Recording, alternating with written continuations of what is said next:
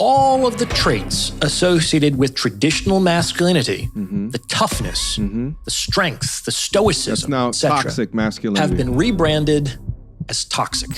No dry clothes and no fire, because we have to make mistakes. A huge fucking snake came towards me. It came right at me. We just got a prehistoric animal. I'm Dr. Orion Taraban, and this is Psych Hacks, Better Living Through Psychology. And the topic of today's short talk is Rise of the Beta. So folks online talk a lot about high-value men, alpha men, who can compete successfully both in life and in the sexual marketplace. We know that, all things being equal, women tend to mate and date hypergamously. That is, they tend to mate and date up status hierarchies. By the same token, we know how difficult it is to ascend those same hierarchies, which implies that those at the top must be more competent, more diligent, more intelligent, more ruthless, etc., than those at the bottom. However, all this kind of begs a question. Namely, if alpha men are supposed to be at the top of social status hierarchies, then why is it that so many of our corporate leaders and cultural icons and elected politicians are such weak fucking dorks? Ooh, good question. Like, why don't we see alpha chads running the world? Yeah. While we've seen a shift toward traditional masculinity as a positive in the most recent election cycle, why is it that so many leaders around the world seem to be beta males? Oh, like, that good shouldn't be possible, right? In fact, on the surface, it seems to be a flaw in our model. Yeah. Shouldn't the guys at the top, no matter how they present themselves, be the alphas by definition? What is going on? Okay. It's a very interesting question. It is. My initial thought is that the personality traits or characteristics associated with a high degree of selection from the opposite sex is not necessarily the personality traits or the behavior consistent with those people achieving, let's say, an elected official or being a corporate leader. For example, being a conversationalist, okay? Being long-winded when you speak, right? Caring about people's feelings, right? Like, this is typically not a masculine embedded trait. It's a little bit more feminine within nature. But how do you convince people to elect you unless you deeply converse with them, at least about the position or topics that they care about? Or how do you effectively lead a team where you have to ensure clarity, which precipitates conversation? Now, masculine-oriented men typically are much more men of few words, but that's my guess before getting in it. But let's listen to a little bit more of what he's saying. In today's episode, I'm going to offer a possible explanation for this phenomenon. Okay. To begin with, it's important to understand that the current situation is not the end state. This is not how things are supposed to look at the end of the game. What we're currently experiencing is an intermediary stage in a social movement that may or may not reach its conclusion depending on current and future events. Interesting. Beta males in positions of power is not the desired end goal. Okay. It is merely a necessary step in the direction of that goal. Ooh. The best analogy I've been able to come up with to explain what is going on comes from the TV show Survivor. Now, I'm not a Survivor superfan, but I'm familiar with the premise, and I find the program absolutely fascinating from a social psychology perspective. Winning the game depends on correctly adapting a fluctuating system of strategies in a constantly changing social milieu. It's not enough to be the smartest or the strongest or even the most well-liked. You got to be cunning. It's realpolitik with real people. Yeah. They've produced nearly 50 seasons of the show already, so even if you've never seen it, you're likely familiar with the premise. I know where you're going. In any case, in one of its nearly 50 seasons, Survivor conducted a gender-based experiment and pitted men against women.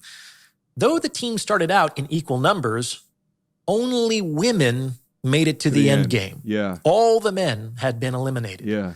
And this outcome is particularly surprising given how the game began. At the beginning of the competition, the men civilized the island. Oh, this is good. When the men and women were segregated, the women didn't win a single contest. Actually, no, it's not fair to say they didn't win. They didn't even come close to winning. It was a bloodbath. The men were destroying the women on every single challenge the game presented. Not only that, but the villages, like the way the two teams were living, were completely different.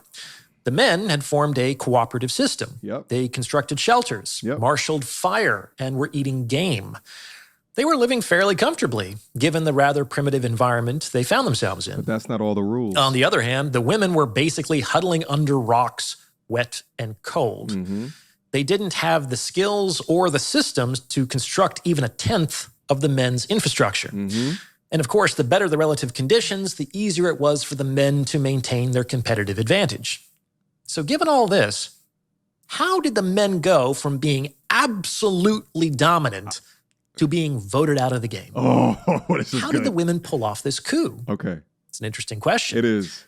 Pause the episode now and see if you can figure it out. Okay. So the men alone had much more of a civilized society when it comes to structure, to order, to hierarchy, to winning effectively. But the game isn't only about who has the most progress in their section of the island or who's eating the best or who's the most civilized, but it's also a game of politics. And if the game is about winning, well, you must get your strongest or the most valuable players in the game out, where men will excel physically and be able to utilize that to their advantage in civilizing at least their portion or section of the island. The women must excel mentally, okay, and utilize that to their advantage or emotionally, okay, in the best way. To cast people out is something that women will specialize in if they want to dive down into their toxic traits, which is spreading rumors, false allegations, innuendo, and gossip. I know the young brother here was talking about Survivor, but this actually demonstrated itself within another show. It was with Bear Grylls called Survivor Island. These girls are kind of acting like what a lot of women act like in real life. They get their house, they get their food, they get all their stuff. Then as soon as they feel satisfied, they go, oh, guess what? We don't need you no more. You're done. We're done with the guy. As much as I hate to say it, you can't take it like Jonas. He took it like a man, you know? Right. And he deserves to be here more than maybe you. I don't know about that. No dry clothes and no fire, because we have to make mistakes. A huge fucking snake came towards me. It came right at me. We just caught a prehistoric animal.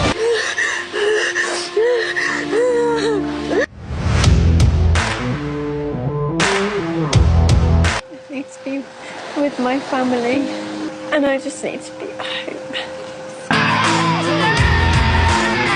home. Similarly, the women that wanted to win who didn't excel physically made sure that they got the threats out there. Where they can't beat you physically, they may try to destroy your reputation to make people hate you and vote you out. Let's go. All right. So this is basically how it went down. Okay. It soon became obvious to the women that they were not going to be able to win in a head-to-head competition against the men. And every time the women lost, another one of their numbers was voted out of the game. Okay. They understood that their days were numbered and that they would have to try to undermine the men in some other way. So what the women did was sow dissension among the men. The women observed that as powerful and skillful as the men were, this power and skill was not distributed evenly across the group. A pecking order had organically emerged, and the most competent and accomplished had risen to the top. These men, whom we could call the alphas, were responsible for a disproportionate majority of the team's success. Oh, the success, yeah. Now, awareness of this fact was not lost on the men. However, it didn't really seem to bother any of them. They were teammates Hierarchy. and aligned toward a common goal. Right. It was okay that some men were higher status than others Yep. because there was still a place for every man in the economy of that society. Yep. It was kind of like a high-functioning sports team. Or the The military. whole team could acknowledge their best players as their captains Yeah. and yet not impede their ability to work together successfully. In fact, this kind of hierarchy probably makes a team's success more likely as the team has functionally endowed certain individuals with executive functioning, which can expedite decision-making and cooperation. And this is exactly why some men or teams of men tend to be more efficient when it comes to decision making. And why in survival situations, we tend to come out on top because we're not relying on the emotions of, hey, let's all sing Kumbaya, hold hands, and tell everybody that they're equal, even if we know that they are not. We more so focus on solely the things that are valuable to the team, and anything else need not apply. Why? Because you're operating within logic, purely to increase the chances of survival. That said, the women were able to create dissension in the ranks by sowing doubt among the lower status men. Woo. They found some pretext or other to corner the lower status men and basically said, look, we get it. You won. We're screwed, and our time here is limited. We're not going to win. But before you start celebrating, you've got to consider, as soon as we're gone, who do you think is going to be next? Huh? Do you think you're going to beat out those alphas? As soon as we're gone, you're next on the chopping block. We can't beat those guys, but let's be honest, neither can you. So let's form an alliance against the alphas for our own mutual self-preservation. Oh, this is good. Now, on some level, this was a rational argument. However, the women also spiced this offer with a couple of emotional tidbits. First, they played on the beta male's pity by damseling. They made an uncommon show of their misery and helplessness in order to evoke a helping response from these men, which they eventually succeeded in doing. Before too long, these betas were sharing food and fire with the women, their competition. So by plucking on male heartstrings, the women were able to create a fifth column inside of the men's village in order to secure instrumental support, something that the alphas would be less likely to do. Second, the women lightly flirted with the betas and suggested the possibility of relationship further down the road. Like once the alphas had been removed, the women indicated that they would be able to move into the village to take their place. This is so crazy. This is exactly why many of them say coochie runs the world, because they can utilize coochie or weaponize coochie for their own doing. And it would take the white knights and the simps and the betas to latch on to whatever pity coochie that they want to receive from these women, and then they become easy to control. And wouldn't that be more pleasant company than a bunch of sweaty dudes? So through a combination of fear, pity, and desire, the women were able to persuade a group of lower status males to betray their higher status teammates, initially through clandestine sabotage and bad faith, and eventually through open revolt. However, by this time, the women and the betas together comprised a majority bloc, which was able to get rid of the threatening higher status men.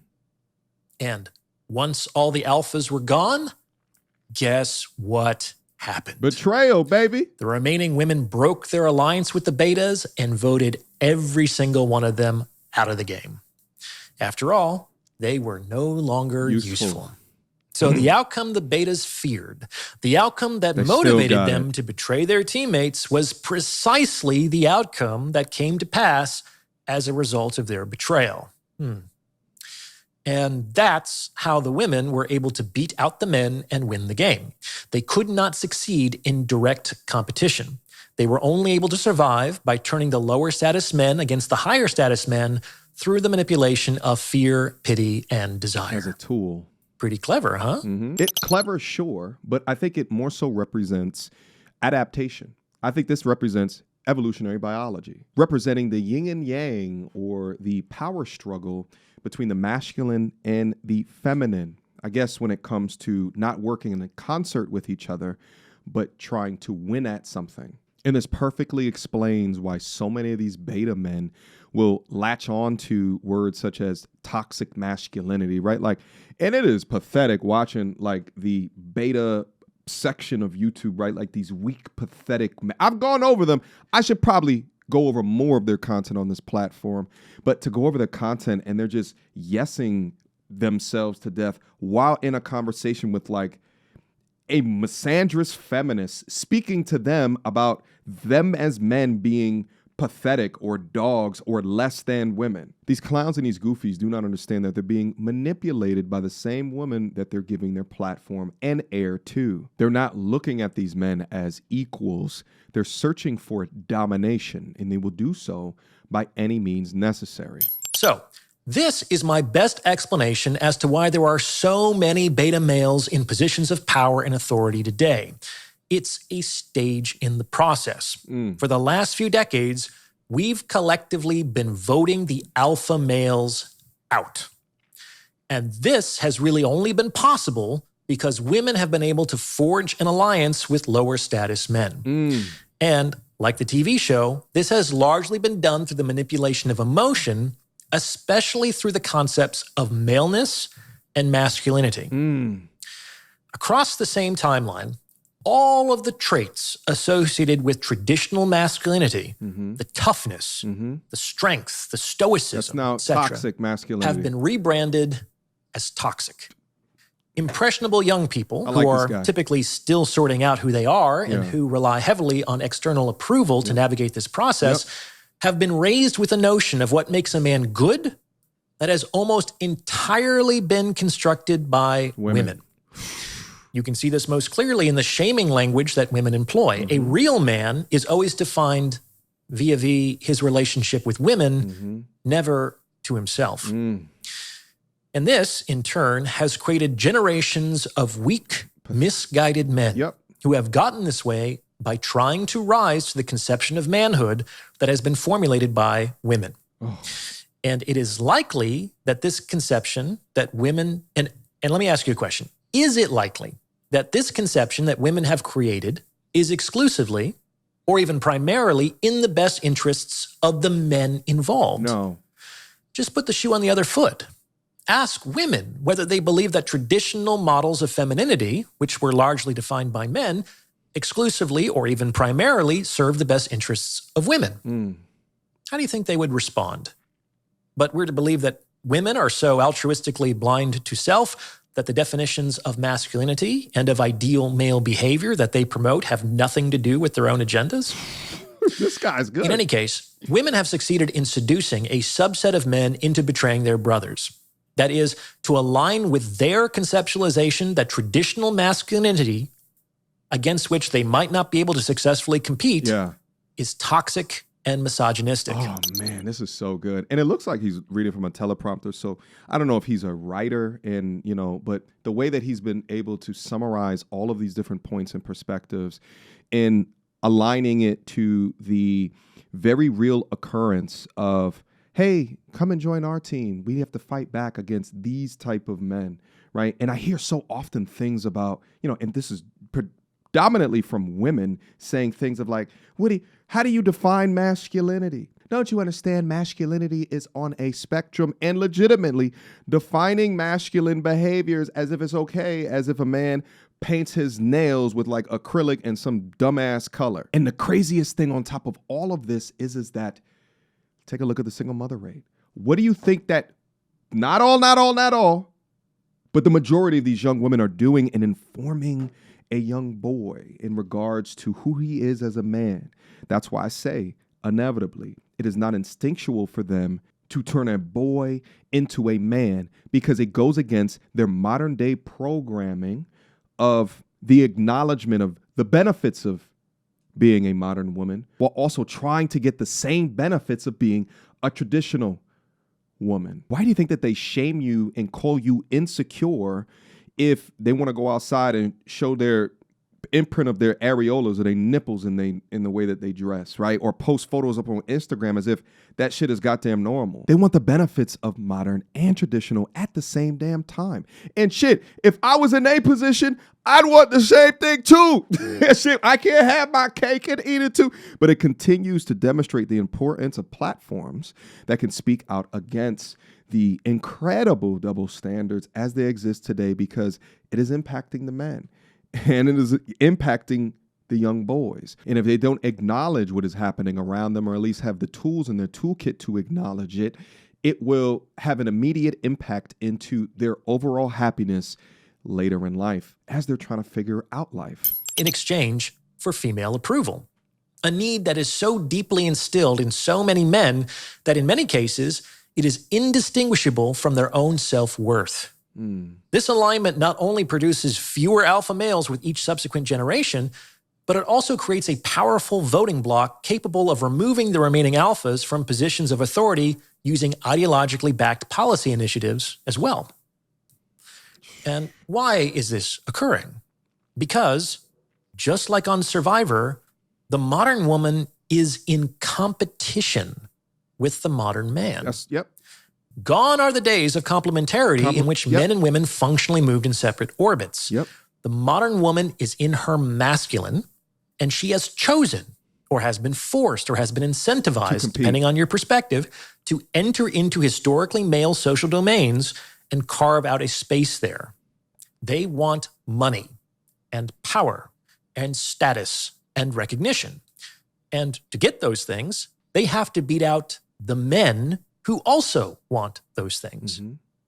The issue is that, just like on Survivor, the alpha males are extremely difficult to beat in direct competition. Like even the other men couldn't beat them. So these men have to be removed from the game if women have a chance of occupying the highest positions of power and authority. Yep. And the play for the last several decades has been to make all the traits and attributes associated with these alpha men morally reprehensible. Morally reprehensible. This has been done by controlling the narrative of what makes for a real man or a good man, and increasingly through moralization masked as medicalized language. Only the most strong-willed and disagreeable of men are able to resist this, especially if it is fed to them from the time they are young boys, as yet incapable of critical thought. In their zeal to prove that they are not like the other guys and to secure a female approval that has become indistinguishable from their own self-worth, women and lower status men have teamed up to rid the world of alpha males and all they represent. As he's talking, all I can think about is 21 Savage at the goddamn slut walk with Amber Rose with the damn picture that says, "I'm a hoe too." And I believe he was dating her at the same time, but this is exactly what Psych Hack is talking about. Masculine men tend not to like hoes, and that is due to a variety of factors, including pregnancy tests as well as STD test is something that's only 60 years old, right? Throughout our history, we have not liked hoes because we don't know if we the fathers, because you's a hoe. And then also, you gonna burn my goddamn shit, right? Like, penicillin has been around for how long now, all right? These dudes used to get STDs until their death, you heard? And then some of them would go up into their brains like gonorrhea. Or was it syphilis? I can't remember. Nevertheless, if that ain't a horrible way to go, I don't know what is. But now, gangster rappers are convinced within the weaponization of their own masculinity that it is okay that their girl is walking around a parade with a "I'm a hoe" sign as if that's valuable. Now, what's interesting is that Amber Rose has come out years later, a lot less liberal leaning and a lot more conservative leaning, saying that that slut walk shit was stupid. Do you think sometimes women actually try to get pregnant from men? Yes. Yes. That's a real thing? Yes. You've had girlfriends say, "Oh, I'm trying to." I've had girlfriends lie about abortions to get money, to act like they're pregnant. Yes, it's disgusting. This is why I stopped my slut walk, by the way. Yeah. This is why I'm no longer a feminist. Okay. Because I saw the dark side of what women can do. And I'm sitting here feeling slighted by men. Right. And then I'm fighting for equality. Right. And I'm like, the only equality is that you ain't either. You bitches are crazy. Y'all are really, you guys are extorting men, lying about pregnancies, saying you're on birth control when you're not, to trap them. I mean, not to sound vulgar, but if a man comes inside of you and you say that you're on birth control, he trusts you. Right. Up that you would trap him like that. Right. And that is where we find ourselves today. The process has begun, but it hasn't yet been completed. Whether or not the intended outcome is obtained largely depends on whether or not these lower status men wake up. Play the tape forward, guys. Once all the alphas are out, what's going to happen next? Those betas are going to be the next to go. It's just like on the show. These men are only useful to women until the alphas are eliminated. Women can and do outcompete beta males all the time. They are not an obstacle to their victory. these men will have served their purpose. And like the nice guy providers that end up divorced when their wives no longer need anything from them, they will be summarily dismissed once they have outlived their usefulness. Make no mistake, women are in direct competition with men. And if you can't win through direct confrontation, then you have to resort to guerrilla tactics. That is reasonable. After all, all's fair in love and war. Now, whether women will actually be better off if they're the ones occupying the positions of power and authority is an open question. As you'll recall on Survivor, their village wasn't functioning particularly well, and I don't think it ever did. Even after they moved into the vacancies created by the eliminated alphas, they lacked the skills and the systems to maintain the community they had inherited. However, this was kind of a moot point as the game ended once they had won.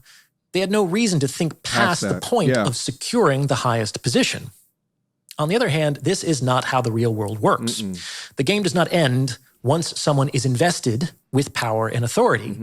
In point of fact, it only just begins. Real game ends at death. And in my opinion, it's in everyone's, men and women's, everyone's best interests if the most competent and capable people, whoever they turn out to be, are the ones running the show. When this occurs, things tend to work, and there tends to be a place for everyone. It's not a perfect system, nothing is, but it certainly beats the alternatives.